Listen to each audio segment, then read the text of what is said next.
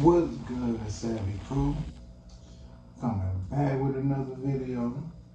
And this one is on Shattered Paradise. If you haven't watched their videos, go check it out. I highly recommend them. This one is on the real Trump prophecy. The reason America is at its turning point. Now, if y'all know about Turning Point, that's a Charlie Kirk shit. Have y'all ever wondered why it was called the Turning Point? That's just a question to think about right there. But I ain't gonna waste no time. We just gonna go straight into it. Let's get it.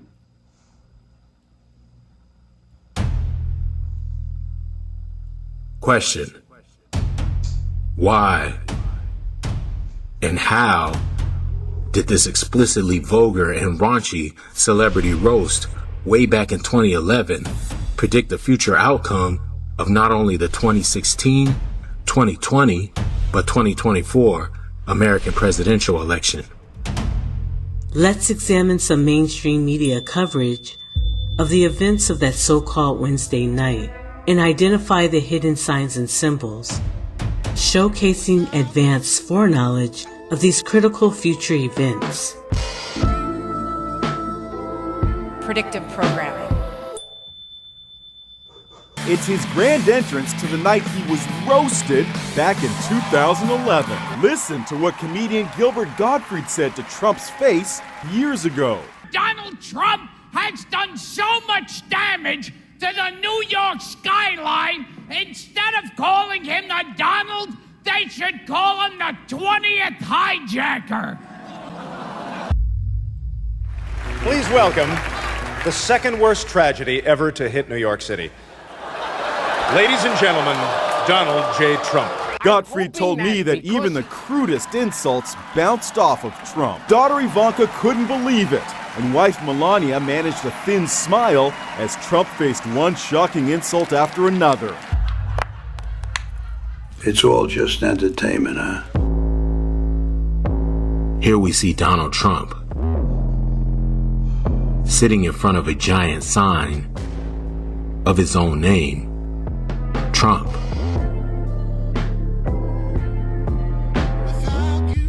Within the letters, they placed a particular bill of U.S. currency, a $1,000 bill to be exact, which features an image of the 22nd and 24th U.S. President, Grover Cleveland.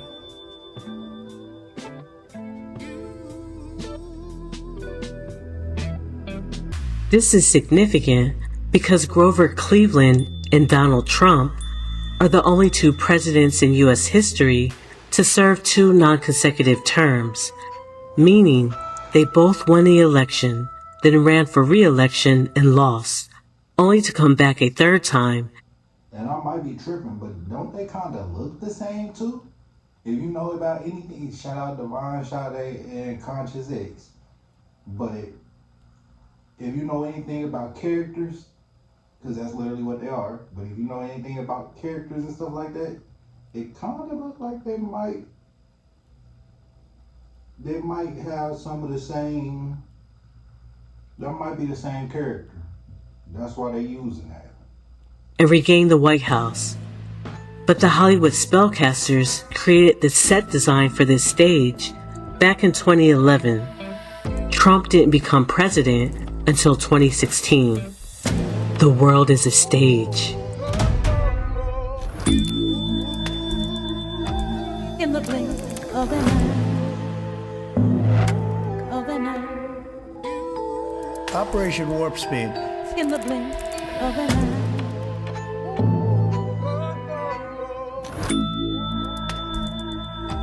In the blink of an eye. Shall a trumpet be blown in the city, and the people not be afraid?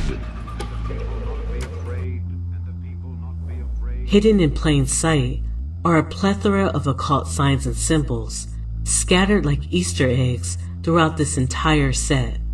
It is not hard to spot this first 88. But this symbolic number permeates every aspect of not only this stage, but Trump's ultimate purpose and destiny. T is the 20th letter in the alphabet. R is the 18th letter in the alphabet.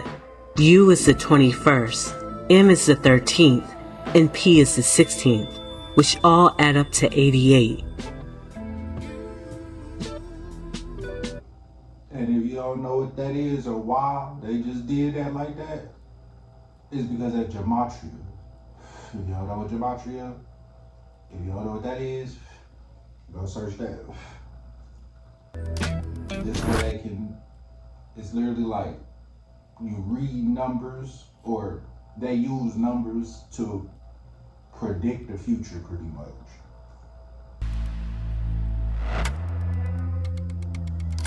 Grover Cleveland first served from 1885 to 1889.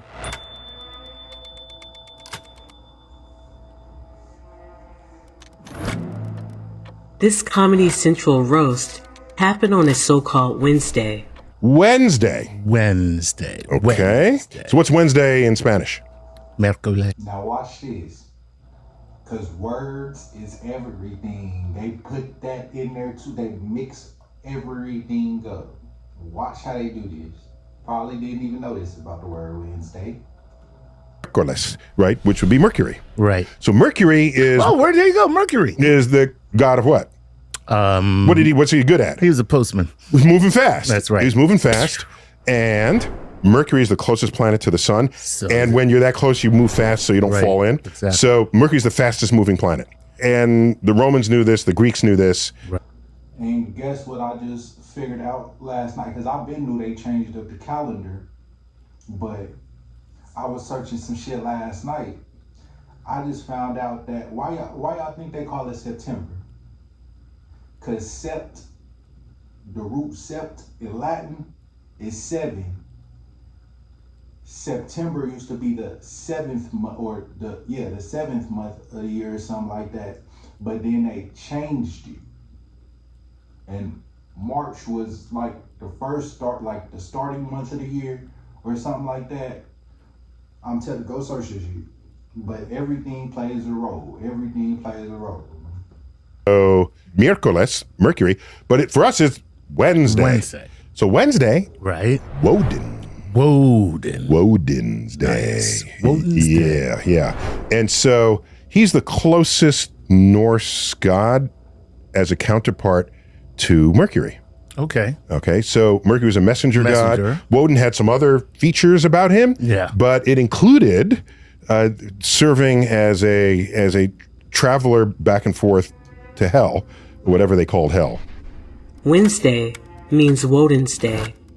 Odin is the Norse equivalent to the Roman god Mercury.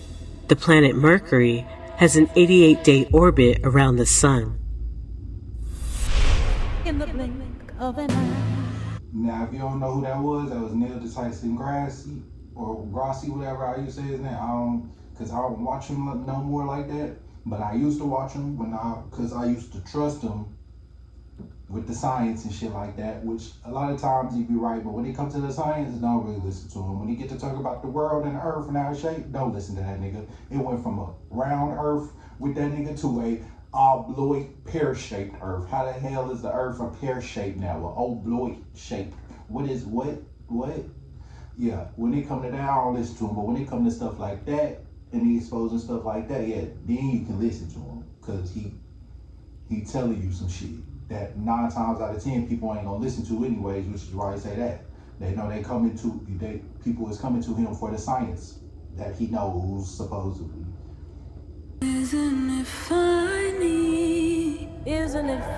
How quickly the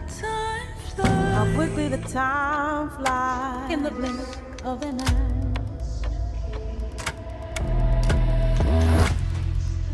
But there is another number, a number that is equally tied to Donald Trump, a number that represents crisis, emergency, chaos, and destruction. The number is 911, 911, or 9/11. And of course, the number that represents emergency and crisis is literally embedded in Donald's name. Isn't it funny Isn't it funny? Please welcome the second worst tragedy ever to hit New York City. Ladies and gentlemen, Donald J. Trump. Funny how quickly the time flies. Oh, the day. And don't think it's just because the people the rappers that's been pardoned by Trump, like Kodak, and I forgot the other nigga name, but yeah. You know Donald Trump probably don't even listen to them niggas. Why would he pardon them? And if he would do it for them, why wouldn't he do it for the other rappers that's locked up? Or everybody else? Huh? That is because it's part of an agenda. They pushing an agenda. Just fade away. What do you have in mind? Something you were born to do. Welcome to Room 9. Looking good, number 9. Looking good. Where's your dignity? And I remember when I first seen that commercial, and they was using that as to wake people up. When I first seen that commercial, I didn't get it. But I get it. I started to get it as I watched it more and started seeing it in more of these type of videos, and I get it now. Fade away. Fade away. Hey!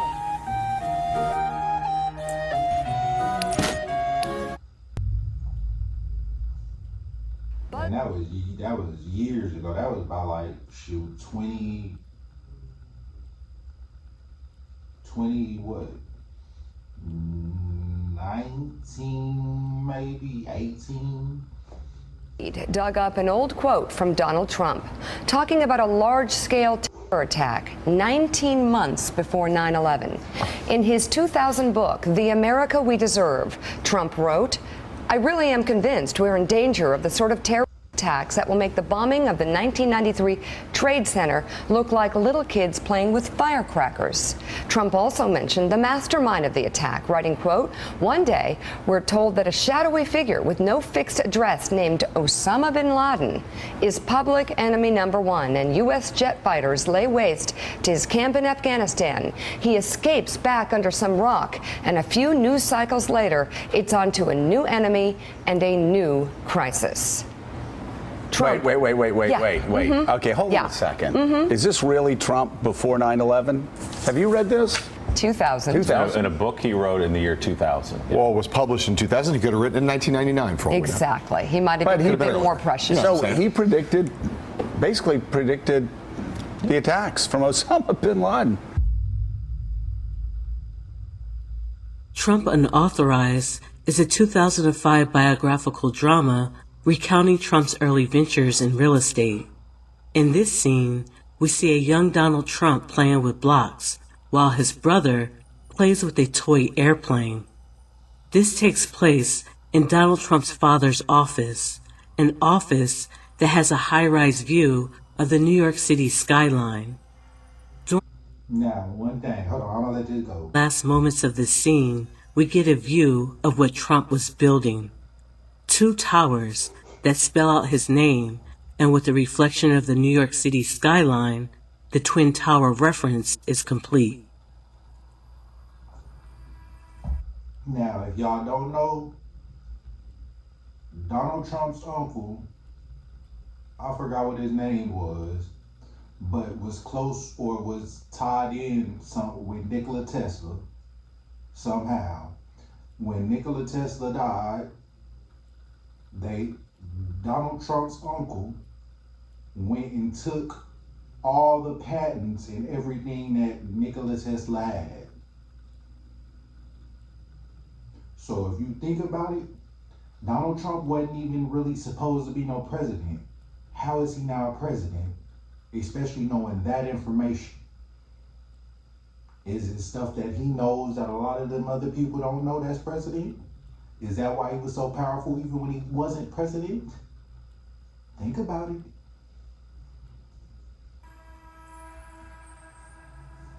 But why? Even rappers was naming him in songs. Even when he went way back then. Why?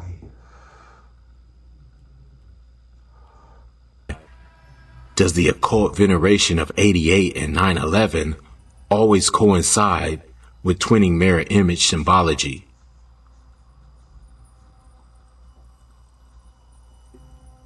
Trump made his entrance escorted by twin pageant models. The twin symbolism here. Of course, this is the most significant symbolism of Freemasonry, the twin pillars. Here we see twin Masonic pillars that flank the main stage. Predictive programming. Reminiscent of the twin beams of light at the 9/11 memorial. Two powerful beams of light cut through the darkness over Manhattan. 88 large spotlights arranged in the shape of the Twin Towers. Why is they always using number 88? Now, once you start noticing that and paying attention, you'll start seeing numbers like that everywhere. 33 always, or 22 or something like that, or 3s or 6s or something like that. You'll start noticing they'll have that everywhere. The person age was 34, they died, like, they caught him like 34 months later or 34 days later. He lived on 34th Street or some shit. Like, and you'll start noticing, watch, it's shit like that in the news. Illuminated from the roof, just blocks from ground zero. It's a rehearsal for the heartfelt display that will shine bright next Wednesday. He was born in 1934 or some shit. These twin beams of light. Or they'll change it around and put 43 and switch the numbers around, because they'll do that too. They'll switch the number, but it's still the same when you reverse it. In gematria, it's still the same. Shine up into the night sky. They remind us of those we lost. Reminiscent of the twin beams of light at the 9/11 memorial, which are made up of 88 individual floodlights. We recently covered Trump erecting twin 88-foot flagpoles at the White House. Trump unveiling a giant 88-foot flagpole, two of them, I think, at the White House. Which was also done on a so-called Wednesday. The White House ordered flags to be lowered to half-staff in memory of Charlie Kirk. Charlie Kirk, a right-wing political activist, died Wednesday after being shot in the neck at Utah Valley University. Charlie Kirk, a right-wing political activist, died Wednesday after being shot in the neck at Utah Valley University. And the funeral and memorial for Charlie Kirk is now set. President Trump said that he will be there. He has also ordered flags lowered to half staff starting late Wednesday. George. But this twinning ritual goes much deeper. You see, How to get it done there, right there. in Norse mythology, the chief god Odin is often depicted accompanied by twin wolves and twin ravens.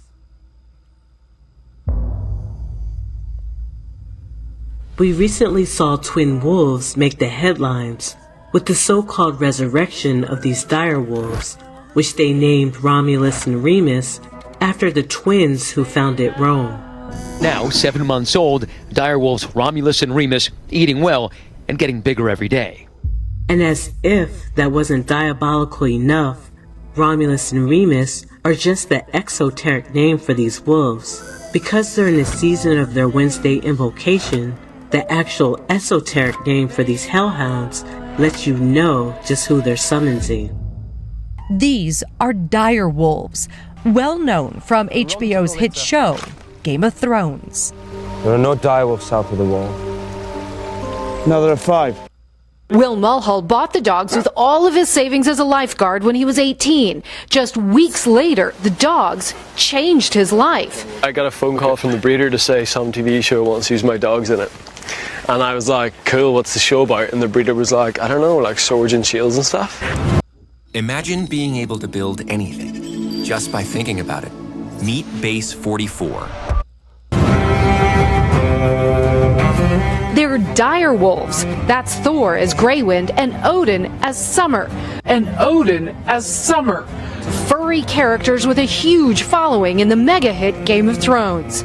People come from around the world to this small village south of Belfast for a pet and a picture. Thor and Odin are no ordinary dogs. The actual esoteric name for these hellhounds lets you know just who they're summoning. But what about Odin's twin ravens? How are they being invoked?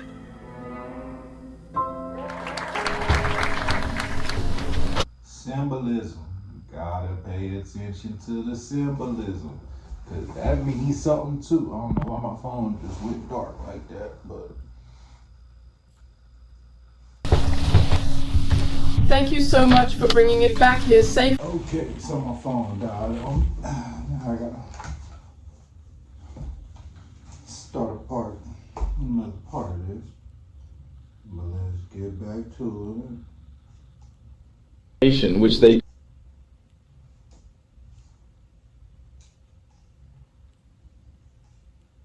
sent Hugin and Munin out into the world to gather information, which they could then return and share with Odin.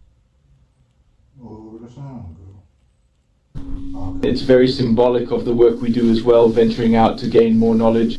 And it is significant in meaning, but light in weight. It's only 9 grams. Technical difficulties, but we're back. Silver that we see here in the picture, and we all, almost in unison, synchronously, I still remember it, we shouted, "It's Odin!" So that's almost 600 years before, well, the written sources really appear, really come into play. So it was probably during what we call the later part of the Iron Age. We were a team of 7 international astronauts. 4 of us were sent up with the American Dragon spacecraft. Do you become more or less religious after such a trip? There are examples of astronauts who feel that they've become more religious from being in space. It is said that Odin Allfather worries about the return of his ravens Munin and Hugin. While the first raven Munin, in the shape of Swedish astronaut Marcus Vance's 21-day mission to the ISS, has already returned to Earth, the second raven Hugin is ready to come back as well and whisper in humankind's ear of the marvels it has seen on its journey with ESA astronaut Andreas Mogensen. The Danish astronaut Andreas was the first non-US astronaut to pilot SpaceX Crew Dragon when he and Crew 7 launched on the 26th of August 2023 from Kennedy Space Center to the International Space Station for his first long-duration mission. After 1 month on board of the station, he was handed command of the ISS. He is the 6th European and the first Dane to take up this mantle, and he is now the longest-serving European commander.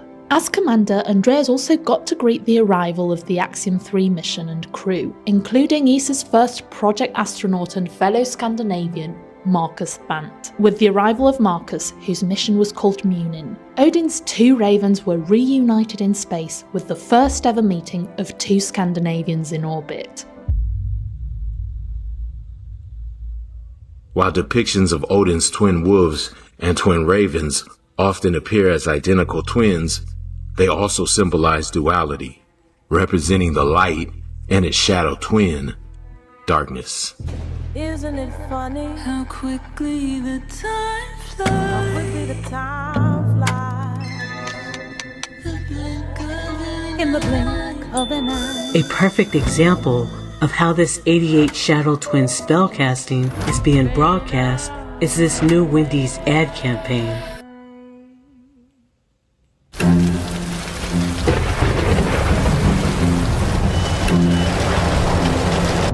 It's me, Wednesday Addams. I regret to inform you that I have devised the meal of misfortune with Wendy's. Normally I'd be against this type of capitalistic corporate synergy. But when the other pigtailed provocateur said I could concoct my own Frosty, I melted.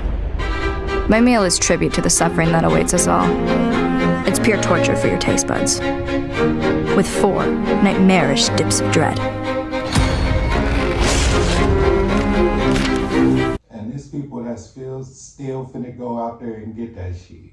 I'm cool on that. Don't waste my time asking which ones you'll get. You must surrender to your fate. Enjoy the anguish.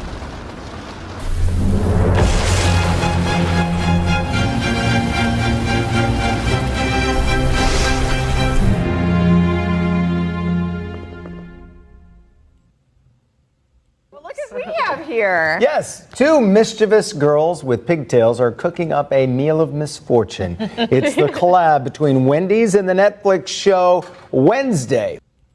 There's a Wednesday Wendy's collab pop-up drive-thru today in Norwalk. They will have a special Wednesday meal to promote the new season on Netflix. They said the line was capped at an 8-hour wait, so I drove down a mile and parked so I could walk. Today we're trying the Wendy's Wednesday meal. It comes out August 6th, but we got an early try with 4 mystery dipping sauces and new Frosty. Let's get to it. Each meal of... I don't want no mystery. I don't want to know what that mystery about. I'm cool.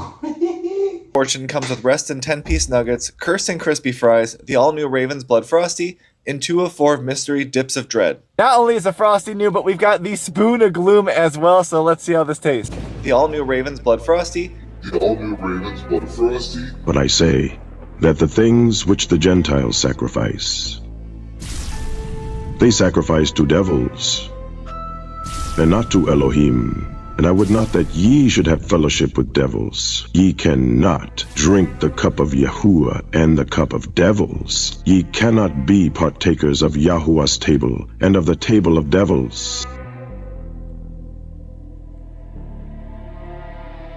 Charlie Kirk, a right-wing political activist, died Wednesday after being shot in the neck at Utah Valley University. What you are witnessing is pagan ritual magic that goes back decades. The soothsayers have been pre-programming the inhabitants of this land in order to create the perfect charged spiritual conditions, the perfect storm, to manifest their long-awaited externalization of the hierarchy, their spiritual turning point. For example, the hidden hand behind Wendy's is fully aware that this Wednesday promotional mirrors the horrific Wendy's massacre, which took place 25 years ago on a dreadful Wednesday night. This is intentional.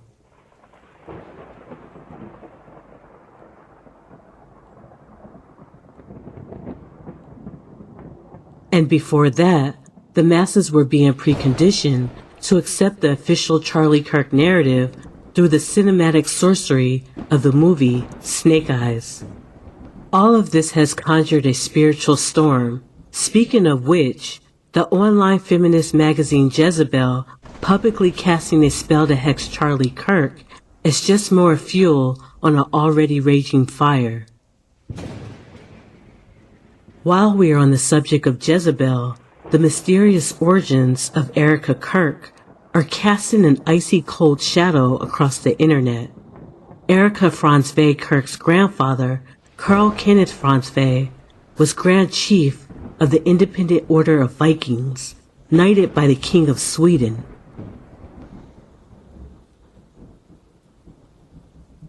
This is all a spell to invoke the chief god of the Vikings, Odin. But here's where things start to get even more bizarre. Wendy's is going all out with its promotions. Posters, a special meal, and decorations. But this particular item is getting a different kind of attention. Customers saw it through these doors of this Carrie Wendy's. A new... Sorry, family, but we have to stop the presentation here.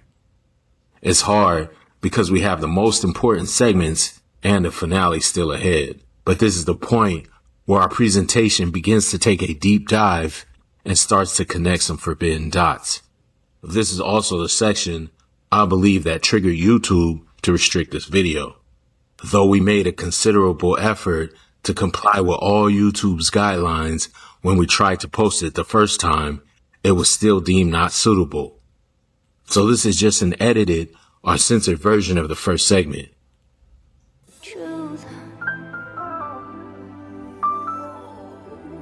Shalom, family.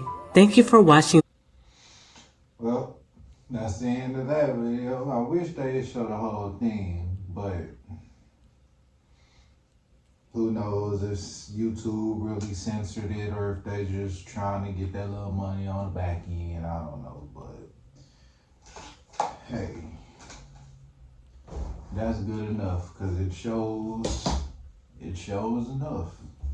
And I mean, if you still don't want to see it, I just don't know. But I'm going to catch you on the next one.